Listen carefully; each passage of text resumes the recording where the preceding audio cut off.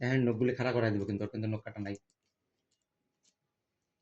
কম্বল দিয়ে এখানে ধরো। হ্যাঁ কম্বল দিয়ে ধরাটা বেস্ট। শক্ত করে ধরো। তুমি ছাড়ো।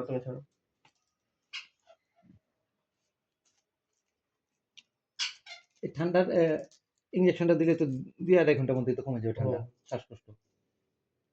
আরে আমার মা কত ধরেন কিন্তু ইয়ে করবে না ব্যথা লাগবে তো মাসেলে না।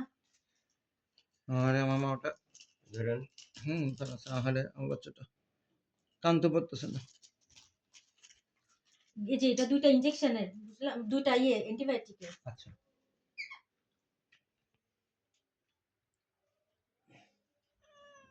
আরে ছেড়ে দিন লাগে না, বুঝলাম। আচ্ছা হিট করছে, অসুবিধা নেই।